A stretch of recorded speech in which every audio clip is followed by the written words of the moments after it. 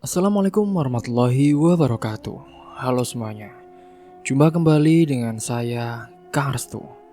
Apa kabar kalian semua? Semoga kalian selalu sehat, baik, dan tentunya dimudahkan segala urusannya oleh Tuhan Yang Maha Esa. Amin amin ya rabbal alamin. Oke, seperti biasa, kali ini saya akan menceritakan sebuah kisah horor, yaitu melanjutkan cerita yang kemarin. Oke, sebelum masuk ke ceritanya, bagi kalian yang baru bergabung, jangan lupa klik tombol subscribe-nya. Klik juga lonceng notifikasinya serta like video ini, agar kalian tidak ketinggalan cerita-cerita menarik dari channel kami. Oke, terima kasih. Dan langsung saja tanpa berlama-lama lagi. Bagaimana kelanjutan kisahnya? Ini dia ceritanya. Demi mendapatkan gadis kembang desa, mahasiswa KKN rela setubui mayat. Setelah malam itu, suasana menjadi semakin tegang. Jaka menyimpan dendam mendalam kepada Arya. Sementara Kamila, dia merasa kecewa dan juga marah atas apa yang telah terjadi. Di sisi lain, teman-teman Arya di posko KKN mulai menyadari perubahan dalam sikapnya. Mereka merasa Arya terlalu banyak menghabiskan waktu untuk urusan pribadi dibandingkan fokus pada tujuan utama KKN, yaitu menjalankan program pengabdian di masyarakat. Pagi harinya Arya duduk di teras posko KKN, memandangi pemandangan desa yang biasanya menenangkan. Namun pikirannya tidak tenang. Ia memikirkan Kamila yang semalam pergi tanpa banyak bicara. Kecewa jelas terpancar di wajah gadis itu, dan itu membuat Arya merasa bersalah. "Ra, gue mau ngomong," kata Dimas, salah satu teman posko se-Arya. Sambil mendekatinya, Arya pun menoleh dengan tatapan kosong. "Ada apa? Kita kan kesini buat KKN ya, bukan buat cari masalah. Gue gak tahu ya apa yang ada di pikiran lo akhir-akhir ini. Tapi lo jelas terlalu jauh. Lo berubah ya setelah yo sudah terlibat sama Kamila. Lihat sendiri hasilnya kan. Kemarin aja malam itu rusuh gara-gara lo." Arya menghela nafas tapi tidak membalas. "Gue ngerti lo mungkin punya alasan sendiri ya. Tapi lo lupa tanggung jawab kita di sini. Kita tuh harus kerja sama buat selesaiin program. Kalau lo terus kayak gini, bukan cuma lo yang kena dampaknya, tapi juga kita semua." Arya menunduk merasa tersentil. Ia tahu Dimas benar. Teman-temannya datang ke desa ini dengan niat untuk membantu masyarakat, bukan terjebak dalam konflik pribadi seperti yang kini terjadi pada dirinya. "Pokoknya ya, kita nggak bisa kompromi soal ini. Kalau lo terus-terusan bikin masalah, gue nggak yakin kita bisa jalanin program ini dengan lancar." Tambah Rina, teman satu tim lainnya, yang ikut bergabung dalam percakapan. Arya pun saat itu mengangguk pelan. "Iya, gue paham. Gue cuma nggak bisa diam aja waktu Jaka bersikap kasar Kamila. Lagian, gue nggak terima. Masa dia maksa-maksa gitu?" "Ya bukan gitu masalahnya ya. Lo nggak pikir dampaknya lebih besar dari itu. Lo harus tahu tempat dan juga waktu kali. Lo tahu kan, Jaka tuh punya pengaruh besar di desa ini. Sedangkan kita hanya sementara, kita numpang, kita pendatang. Kalau dia makin marah, kita semua bisa kena imbasnya." Arya tidak bisa membantah. Ia tahu bahwa tindakannya saat itu berpotensi menimbulkan masalah lebih besar. Namun perasaan cemburu dan juga keinginannya melindungi Kamila telah membuatnya kehilangan kendali. Sementara itu Kamila di rumahnya juga sedang memikirkan apa yang telah terjadi. Ia duduk di kursi kayu di depan rumah, menatap kosong ke halaman. Ayahnya Pak Tamrin yang biasanya sibuk di kebun, dia hanya memperhatikan putrinya yang tampak murung. "Duk, kamu kenapa?" tanya Pak Tamrin dengan lembut. Gak apa-apa, Pak. Cuma lagi kepikiran saja. Pak Tamrin mengangguk meski ia tahu Kamila menyembunyikan sesuatu. Kalau ada yang mengganggu pikiranmu, coba ceritakan kepada Bapak. Kamu loh, terlalu sering memendam semuanya sendirian. Aku cuma merasa kecewa, Pak. Arya, dia bikin rusuh di acara tadi malam. Aku gak ngerti kenapa dia gak bisa mengendalikan diri. Duh, Kamila, mungkin kan dia juga punya niat baik, tapi caranya salah. Kamu juga harus ingat, Arya juga kan bukan orang desa. Dia gak tahu cara menghadapi orang seperti Jaka. Tapi kalau kamu marah, itu wajar. Kamu berhak merasa begitu, ucap Pak Tamrin sembari mencoba memahami. Kamila hanya mengangguk tanpa berkata apa-apa lagi. Ia tahu Arya mungkin hanya ingin melindunginya, tetapi akibatnya Kamila kini merasa semakin tertekan. Dendam Jaka pasti tidak hanya akan berujung pada Arya, tetapi juga bisa melibatkan dirinya. Beberapa hari telah berlalu dan Arya pun kini mencoba untuk memperbaiki kesalahannya. Ia fokus membantu tim KKN menyelesaikan program, mulai dari mengajar anak-anak desa hingga membantu warga untuk memperbaiki fasilitas umum. Namun bayangan Kamila selalu menghantui pikirannya. Ia ingin berbicara dengannya tetapi tidak tahu harus mulai dari mana. Hingga singkatnya akhirnya pada suatu sore, Arya memutuskan untuk menemui Kamila. Ia berdiri di depan rumahnya mengetuk pintu dengan hati-hati. Kamila pun membukakan pintu dan meskipun masih terlihat kecewa, ia mempersilakan Arya masuk. Ada apa ya? Tanya Kamila dengan singkat. Arya menggaruk kepalanya mencoba mencari kata-kata yang tepat. Kamila, saya mau minta maaf soal malam itu. Saya gak bermaksud bikin kamu kecewa loh, atau bikin rusuh di acara itu. Saya cuma gak tahan lihat Jaka gangguin kamu. Kamila menatap Arya dengan sorot mata yang sulit dibaca. Kamu pikir dengan bikin keributan itu, masalah selesai? Sekarang, Jaka pasti makin marah, dan aku yang harus menghadapi semuanya. Iya, saya tahu saya salah. Tapi saya cuma mau kamu tahu, saya gak pernah punya niat buruk. Saya gak suka lihat kamu diperlakukan seperti itu. Sudah ya Arya, kamu harus belajar untuk lebih sabar. Ini bukan kota tempat kamu bisa seenaknya bertindak. Ini desa. Di desa, semuanya lebih rumit. Kamu gak bisa menyelesaikan masalah dengan kekerasan. Lagian, kamu juga kan pendatang. Tapi maafin saya Kamila. Saya janji gak akan ngulangi lagi, ucapnya dengan terbata. Percakapan itu pun sedikit melegakan hati Kamila. Meskipun ia masih menyimpan rasa ragu terhadap Arya, namun diam-diam ia juga merasa tersentuh oleh ketulusan Arya. Sementara itu Jaka tidak tinggal diam. Ia mulai menyusun rencana untuk membalas dendam pada Arya. Bersama beberapa temannya, ia pun mulai menyebarkan gosip di desa tentang Arya dan juga Kamila. Berharap hal itu akan membuat warga berpihak kepadanya dan juga menjauhi Arya. Sementara di posko KKN, Arya pun mulai merasakan dampak dari gosip tersebut. Kini beberapa warga yang biasanya ramah, mereka semua mulai menjaga jarak. Bahkan beberapa tokoh masyarakat yang sebelumnya mendukung program mereka, kini pun tampak semakin ragu. Dimas yang selama ini berusaha menengahi, akhirnya memanggil Arya untuk bicara. Ya, ini udah gak bisa dibiarkan. Sekarang, masyarakat pada ngindar dari kita. Ini semua gara-gara gosip tentang lo dan Kamila. Program kita jadi terganggu. Kita harus cari solusi ya, atau kuliah kita akan hancur. Semua kerja keras kita bakal sia-sia ya. Ucap Dimas saat itu.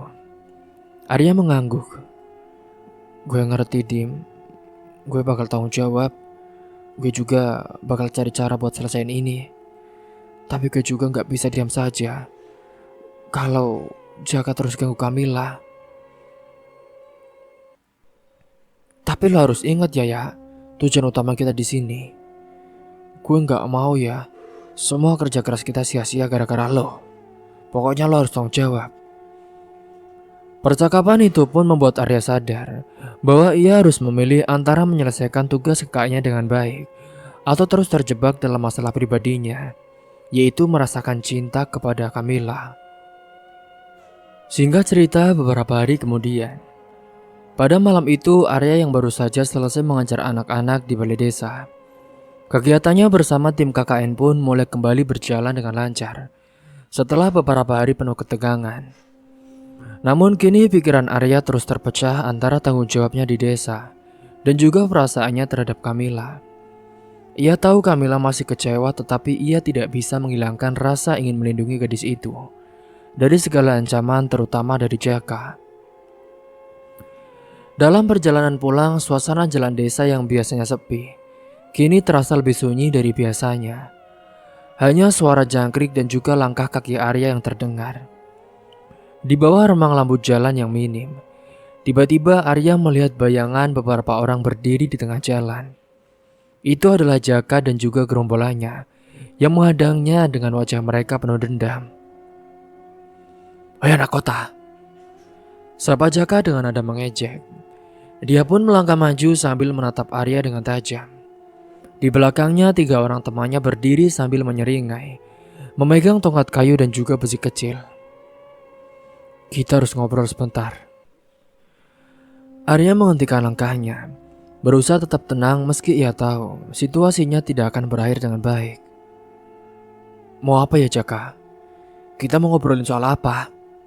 Sepertinya gak ada yang penting," tanyanya. "Ini soal Kamila ya. Lo pikir lo siapa? Berani-beraninya ngedeketin dia. Lo tahu kan, dia itu udah jadi inceran gue dari dulu. Kalau lo masih ngeyel, gue pastiin lo bakal nyesel," jawab Jaka dengan singkat. Ia melangkah lebih dekat dengan matanya menyipit. Arya pun menahan nafas mencoba menilai seberapa jauh Jaka dan teman-temannya akan bertindak. Namun bukannya mundur, ia malah melangkah maju. "Gue gak peduli ya lo nganggap Kamila sebagai apa. Dia tuh bukan barang buat lo klaim seenaknya. Kalau dia gak mau sama lo harus terima ya," ucap Arya kepada Jaka. Jaka pun tertawa mengejek diikuti oleh teman-temannya. "Dasar, ternyata lo punya nyali juga ya. Tapi lo salah besar kalau pikir bisa ngelawan gue. Ini desa gue, dan gue gak akan biarin lo ngerebut apa yang jadi hak gue. Apalagi calon istri gue." Calon istri? Enak banget lo ngaku-ngakuin anak orang. Kamila itu bukan hak lo ya Jaka. Dia punya hak buat milih siapa yang dia mau. Kalau lo mau ngegangguin gue, silakan. Tapi gue gak bakal pernah berhenti, ucap Arya. Ucapan Arya itu membuat Jaka kehilangan kesabaran. Ia pun memberi isyarat kepada teman-temannya, dan mereka pun langsung mengepung Arya saat itu. Salah satu dari mereka mendorong Arya dengan kasar, tetapi Arya tetap berdiri dengan tegak, tidak menunjukkan ketakutan sedikit pun. Gue kasih lo kesempatan terakhir. Lo berhenti deketin Kamila, atau gue bikin lo gak bisa balik ke kota lo dengan selamat, ancam Jaka saat itu. Arya menatap Jaka dengan tajam. "Lakuin apa yang lo mau. Tapi gue gak akan mundur. Gue akan terus ada buat Kamila untuk perjuangan cinta gue kepada dia. Meskipun dia belum punya perasaan ke gue gak peduli sama ancaman lo Jaka." Jawaban Arya membuat Jaka semakin marah. Ia pun melayangkan pukulan keras ke arah Arya, tetapi Arya berhasil menghindar. Pertarungan pun tak terhindarkan meski dikeroyok. Arya memberikan perlawanan sebaik mungkin. Ia berhasil menangkis beberapa serangan, Tetapi jumlah lawannya membuat dia menjadi kewalahan. Pukulan dan tendangan pun mengenai tubuh Arya, tetapi ia tetap tidak menyerah saat itu. Di tengah kekacauan itu, seorang warga yang kebetulan lewat melihat perkelahian dan segera memanggil bantuan. Beberapa menit kemudian, warga lain pun datang membawa obor dan juga lampu senter, memaksa Jaka dan juga teman-temannya mundur. "Woi, udah cukup. Ini desa, bukan tempat buat ribut," seru salah satu warga dengan nada tegas. Jaka pun meludah ke tanah menatap Arya dengan penuh kebencian. "Ini belum selesai ya, lo sama gue. Lain kali, lo gak bakal seberuntung ini ya anak kota." Setelah itu Jaka dan juga teman-temannya pun pergi, meninggalkan Arya yang terduduk di tanah, kelelahan dan juga penuh memar di wajahnya. Warga yang datang segera membantu Arya berdiri. "Kamu gak apa-apa nak? Kok bisa sampai ribut kayak gini sih? Ada apa?" "Aduh, gak apa-apa kok pak. Cuma masalah kecil saja. Makasih ya pak, udah bantuin," ucapnya sembari kesakitan memegang luka yang ada di memar kepalanya. Setelah memastikan Arya bisa berjalan, warga kini mengantarnya kembali ke posko KKN. Sesampainya di sana, teman-temannya pun terkejut melihat kondisi Arya yang babak belur. "Ya, apa yang terjadi ya? Lo kenapa? Siapa yang nyerang lo?" tanya Dimas dengan panik sambil memeriksa luka di wajah Arya. Aduh, Jaka. Dia gak suka gue deket sama Kamila. Tapi gue gak apa-apa kok, ucapnya. Rina menghela nafas panjang saat itu. Kamila lagi. Udah ya, ini udah keterlaluan. Lo harus berhenti. Kamila juga kan bahkan belum punya perasaan apa-apa ke lo. Kenapa lo ngotot kayak gini? Gue tahu dia belum suka sama gue, tapi kan gue gak bisa biarin dia terus diganggu sama orang kayak Jaka. Gue cuma pengen dia bisa hidup tenang tanpa takut sama ancaman siapapun. Rina menggelengkan kepala. Tapi ini bukan cuma soal lo dan Kamila ya. Ini udah ngeganggu program kita juga. Lo gak mikir dampaknya ke kita semua. Iya ya, lo harus bikin pilihan. Kalau lo terus-terusan kayak gini, lo bakal kehilangan fokus. Dan itu gak adil buat kita semua. Arya terdiam merenungkan kata-kata teman-temannya. Ia tahu mereka benar, tetapi ia juga tidak bisa mengabaikan perasaannya terhadap Kamila. Baginya Kamila adalah seorang yang pantas diperjuangkan. Meskipun itu berarti ia harus menghadapi resiko yang besar. Malam itu Arya memutuskan untuk berbicara lagi kepada Kamila dengan langsung. Ia ingin lagi menjelaskan semuanya, berharap kali ini Kamila akan mengerti alasan dibalik tindakannya. Namun kali ini saat ia tiba di rumah Kamila, gadis itu tampak tidak terlalu senang dengan melihatnya. Ada apa lagi sih ya? Kamila, saya tahu mungkin kamu masih kecewa. Tapi tolong ya, jangan kayak gini terus Kamila. Aku gak bisa jauh dari kamu. Udah deh Arya, saya hargai niat baik kamu. Tapi sekarang saya gak butuh itu. Saya gak mau jadi alasan kamu ngorbanin diri kamu sendiri. Kalau kamu benar-benar peduli, mulai sekarang kamu fokus saja sama tugas kamu di desa ini. Jangan bikin semuanya jadi lebih sulit. Ucapan Kamila membuat Arya terdiam. Ia sadar bahwa apa yang ia lakukan mungkin lebih banyak merugikan Kamila daripada membantunya. Meski perasaannya tetap kuat, Arya memutuskan untuk menghormati keinginan Kamila. Namun di dalam hatinya ia tetap bertekad untuk melindungi gadis itu dengan cara yang tidak lagi melibatkan apapun. Setelah 2 bulan berlalu, kini singkatnya program KKN di desa itu pun akhirnya selesai. Setelah berbagai masalah dan juga hal-hal yang tidak diinginkan telah terjadi. Hari terakhir di desa penuh dengan perasaan campur aduk bagi Arya.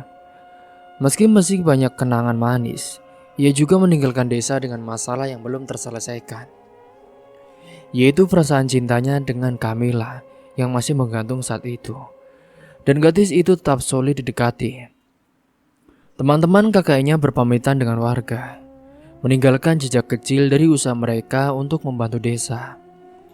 Saat Arya bersiap naik ke mobil bersama teman-temannya, Camilla berdiri di depan rumahnya dengan wajahnya yang datar, tidak menunjukkan ekspresi ataupun emosi yang jelas. Arya menatapnya dengan tatapan penuh harap, berharap Camilla memberikan tanda kecil bahwa ia akan dirindukan.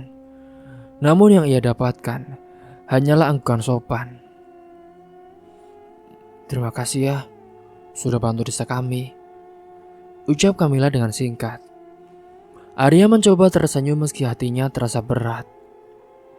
"Iya Camilla, saya bakal balik lagi ke sini. Saya belum selesai sama desa ini, sama kamu." Camilla tidak menjawab, hanya memalingkan wajah. Bagi Arya, sikap dingin Camilla justru semakin membakar tekadnya untuk mendapatkan cintanya. Beberapa minggu setelah kembali ke kota, kini Arya pun merasa tidak bisa melupakan Camilla. Setiap malam bayangan gadis itu terus memenuhi pikirannya. Meskipun sibuk dengan tugas kuliah dan juga kehidupan di kota, ia selalu menyempatkan waktu untuk mencari alasan agar bisa kembali ke desa itu. Akhirnya kini ia memutuskan untuk mengunjungi desa tersebut, tepatnya di akhir pekan. Ia tidak lagi datang sebagai mahasiswa KKN, melainkan sebagai pria yang ingin memperjuangkan cintanya. Pada kunjungan pertamanya setelah KKN berakhir, Arya sengaja datang tanpa memberitahu siapapun, termasuk Camilla. Saat ia tiba di sana di desa, suasana yang akrab pun menyambutnya. Beberapa warga yang mengenalnya menyapanya dengan ramah. "Nah Arya, kamu kembali lagi ke sini toh?" "Iya Bu, saya kangen sama desa ini. Rasanya nggak lengkap kalau nggak balik lagi."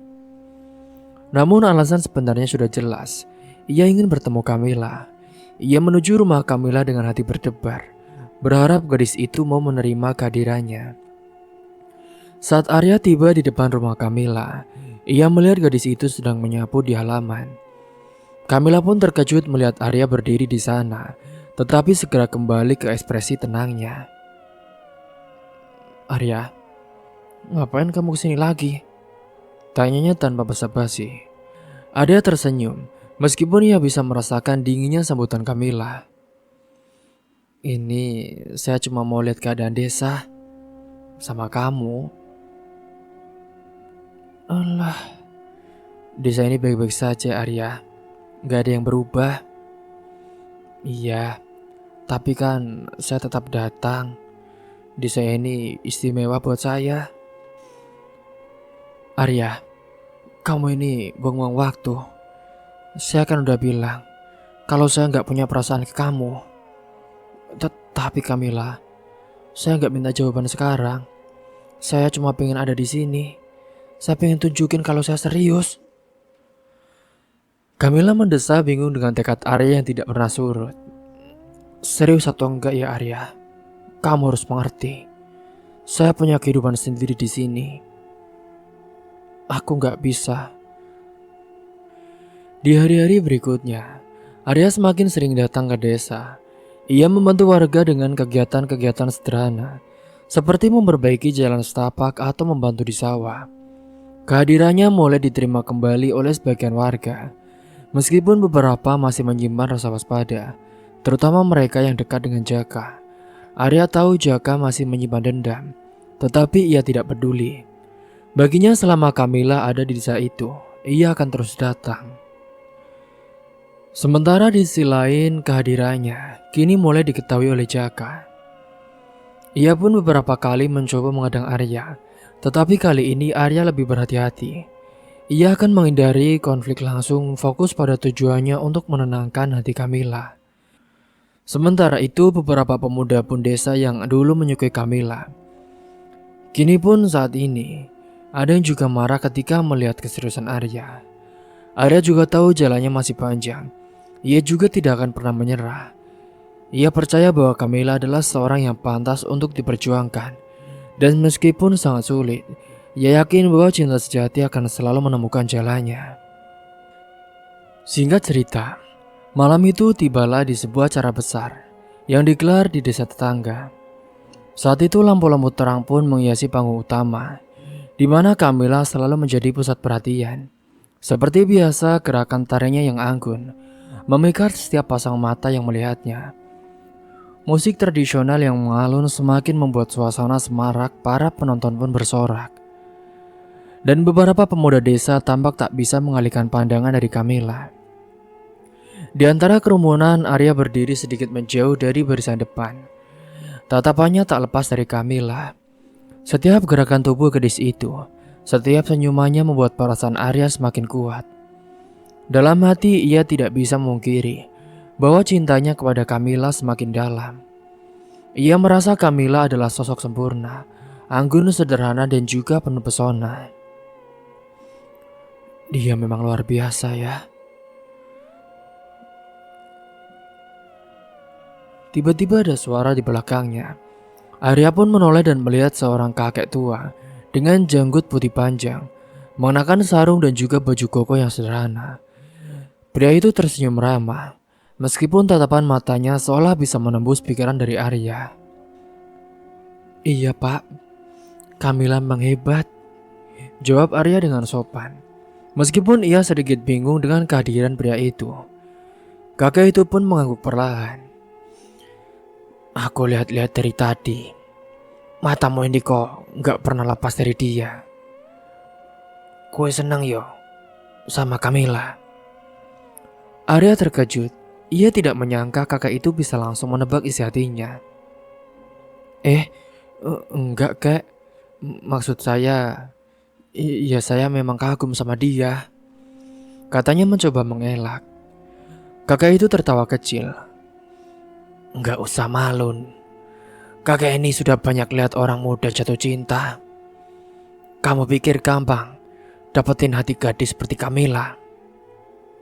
Arya menghela nafas saat itu.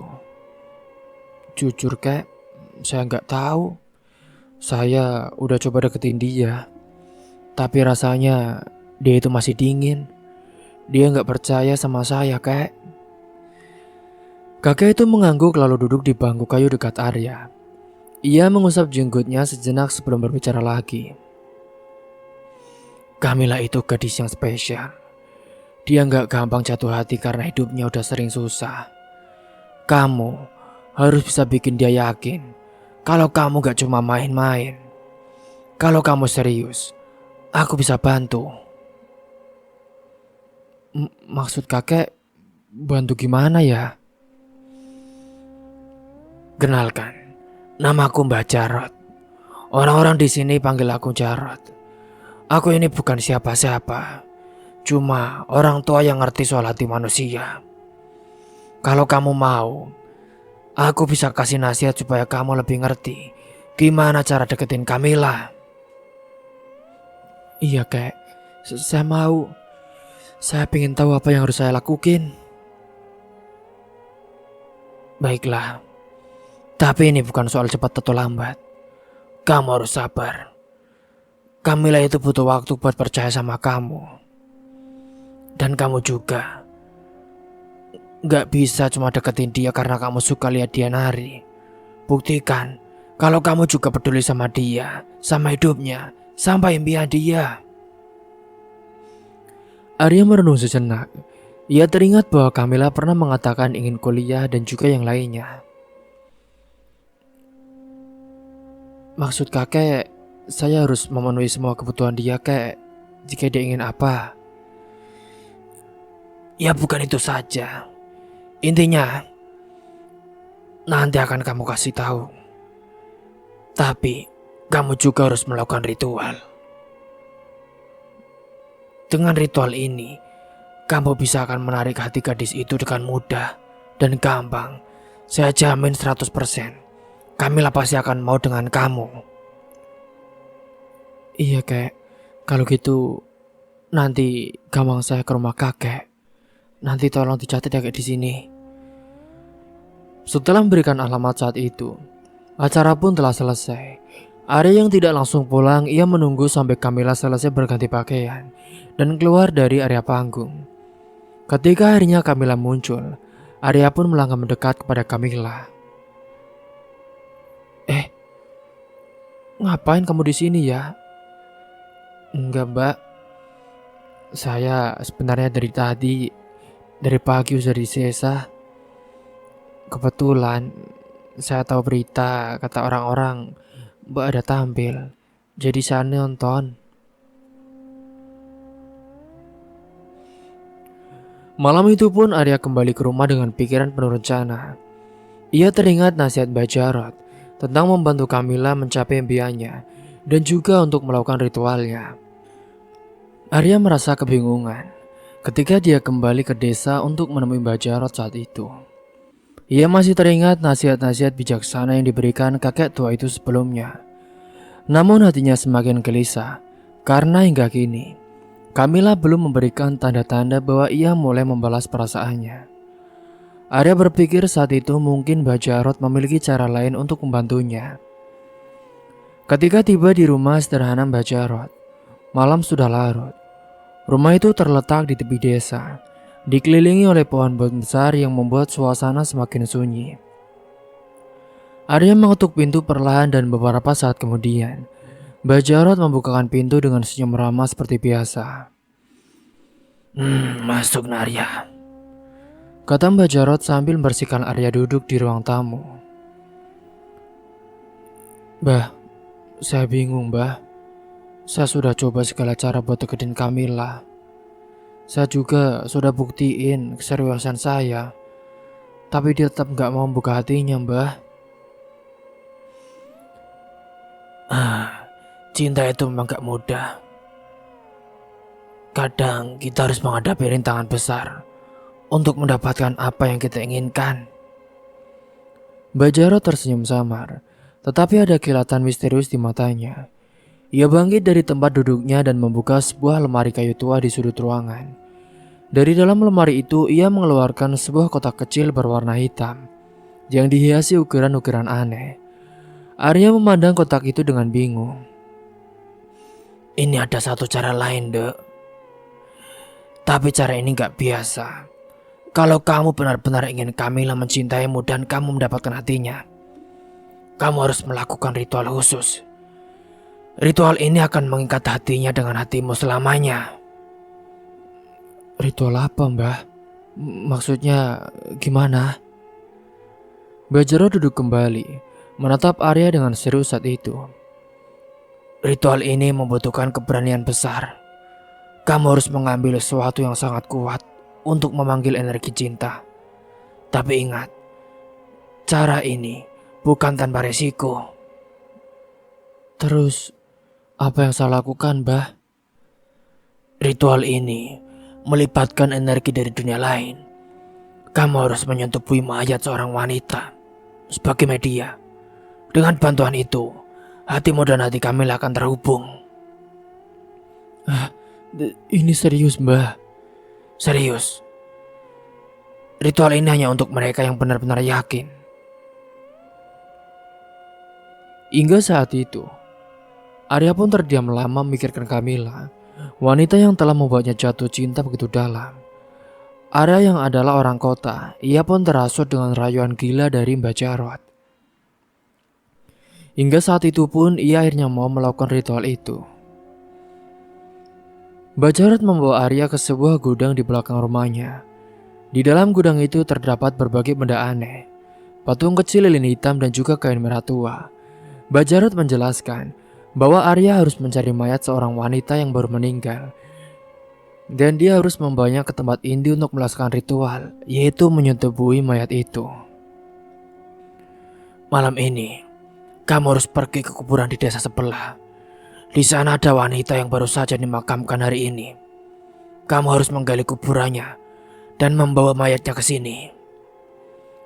Arya merasa jantungnya berdetak dengan kencang. Ia tidak pernah membayangkan akan melakukan sesuatu yang begitu ekstrim. Namun dorongan untuk mendapatkan Camilla membuatnya mengabaikan rasa takut. Baik, Mbah, saya akan lakukan. Malam itu Arya pergi ke kuburan di desa sebelah dengan membawa sekop yang diberikan oleh Mbak Jarot. Suasana di sekitar kuburan pun begitu mencekam. Angin malam berembus dingin dan suara burung hantu terdengar dari kejauhan. Arya mencoba menguatkan hatinya meskipun bayangan Kamila terus memenuhi pikirannya. Setelah beberapa saat mencari, Arya menemukan kuburan yang dimaksud oleh Mbak Jarot. Ia pun mulai menggali dengan tangan gemetar, berusaha agar dia segera bisa mengambil mayat itu. Dengan susah payah Arya membuka peti mati itu. Di dalamnya terbaring seorang wanita muda dengan wajah pucat dan tubuh yang sudah kaku. Arya merasa mual, tapi ia tetap melanjutkan apa yang telah ia mulai. Ia lalu mengangkat mayat itu dan membawanya ke rumah Mbak Jarot. Ketika Arya tiba di rumah Mbak Jarot, kakek tua itu pun sudah menyiapkan semua perlengkapan ritual, seperti lilin hitam dan juga yang lainnya. Singkatnya, beberapa hari setelah melakukan ritual menyetubuhi mayat wanita itu, Arya merasa ada sesuatu yang berbeda. Ia merasa lebih percaya diri, seolah-olah energi baru mengalir dalam dirinya. Di dalam hatinya ia yakin ritual itu telah membuka jalan untuk mendapatkan hati Kamila. Meskipun sedikit terganggu oleh rasa bersalah atas apa yang telah dilakukannya, Arya menepis keraguannya itu dengan keyakinan bahwa ini adalah cara untuk membuktikan cintanya. Hari itu Arya memutuskan untuk kembali mengunjungi Kamila. Ia merasa waktu yang tepat telah tiba untuk mengungkapkan perasaannya lagi. Ia mengenakan pakaian terbaiknya, memastikan penampilannya rapi sebelum menuju rumah Kamila. Sesampainya di sana, Arya melihat Kamila sedang menyiram bunga di halaman. Cahaya matahari pagi memantul dari wajahnya yang berseri, membuat Arya semakin yakin bahwa ia telah membuat keputusan yang benar. "Kamila," sapa Arya sambil melangkah mendekat. "Arya, ada apa pagi-pagi kesini?" Kamila menoleh dan tersenyum tipis saat ini. Arya pun mengambil nafas dalam-dalam. "Saya coba pengen ngobrol sebentar. Ada hal penting yang ingin saya sampaikan."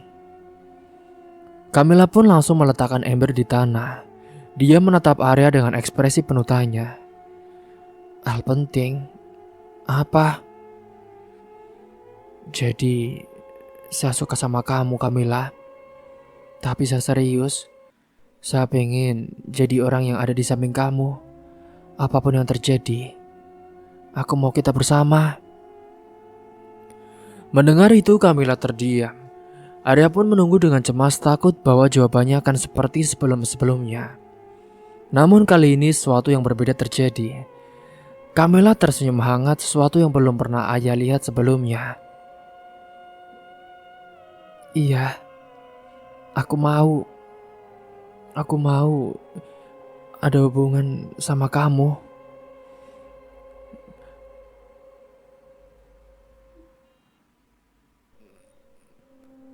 "Makasih ya Kamila. Makasih kamu udah kasih saya kesempatan." "Iya, sama-sama. Aku juga senang bisa sama kamu." Hubungan mereka pun saat itu segera menjadi bahan perbincangan di desa. Banyak yang terkejut mendengar bahwa Kamila akhirnya menerima Arya. Sebagian besar pemuda desa merasa kecewa, terutama mereka yang diam-diam menaruh hati pada Kamila. Namun tidak ada yang lebih marah daripada Jaka. Pria itu tidak bisa menerima kenyataan bahwa Arya, seorang pendatang, berhasil memenangkan hati Kamila. Di sisi lain, Arya merasa puas. Semua usahanya selama ini ternyata tidak sia-sia. Ia juga merasa bahwa pengorbanannya, termasuk ritual yang dilakukannya bersama dengan Mbak Jarot, telah membawa hasil. Ia pun semakin sering menghabiskan waktu bersama Kamila, membantu pekerjaannya dan berusaha menjadi bagian dari kehidupannya. Namun ada satu hal yang mengganggu Arya. Setiap kali ia melihat Mbak Jarot, kakek itu selalu tersenyum misterius, seolah-olah menyimpan rahasia besar saat itu. Arya pun berusaha mengabaikan perasaan itu, meyakinkan dirinya bahwa semuanya sudah berjalan sesuai dengan rencana. Hingga suatu malam saat Arya dan Kamila duduk bersama, Di bawah pohon besar dekat rumah Kamila, langit malam itu dipenuhi bintang dan suasana desa begitu tenang. Arya, aku pengen tanya sesuatu. Apa Kamila? Kenapa kamu segitu seriusnya sama aku? Maksudnya, aku kan cuma gadis desa biasa. Lagian di kota kamu, pasti banyak kan cewek yang lebih cantik daripada aku. Kamila, gak ada yang seperti kamu. Kamu kuat, mandiri, dan kamu gak pernah menyerah sama hidup. Itu yang bikin aku jatuh cinta. Malam itu pun menjadi momen yang tidak akan pernah dilupakan oleh Arya. Ia merasa hubungannya dengan Kamila semakin erat. Dan untuk pertama kalinya, ia pun memeluk Kamila di dalam dekapannya dengan tulus. Merasakan cinta yang benar-benar ada dari Kamila. Namun kebahagiaan itu tidak sepenuhnya sempurna. Di tengah kebahagiaan mereka, bayangan ritual yang dilakukan Arya bersama Mbak Jarot terus menghantui pikirannya. Ia pun kadang mulai bertanya-tanya, apakah keputusan ini benar-benar tepat? Apakah tidak ada risiko besar yang akan terjadi pada dirinya atau Kamila? Namun Mbak Jarot hanya tertawa kecil, karena dia akan menyadari apa yang akan terjadi pada Arya ataupun Kamila. Hingga malam itu pun, Arya mencoba meyakinkan dirinya bahwa Mbak Jarot tidak pernah bisa melakukan hal apapun atau ritual itu tidak pernah membahayakan bagi dirinya ataupun Kamila. Yang dia tahu, sekarang dia telah memiliki Kamila di dekapan pelukannya. Sampai di sini dulu kisahnya. Tunggu kelanjutannya di part selanjutnya. Mungkin itu saja yang dapat saya sampaikan. Kurang lebihnya mohon maaf apabila ada salah kata ataupun ucapan yang kurang berkenan bagi kalian semua. Sampai jumpa di cerita selanjutnya. Akhir kata, wassalamualaikum warahmatullahi wabarakatuh.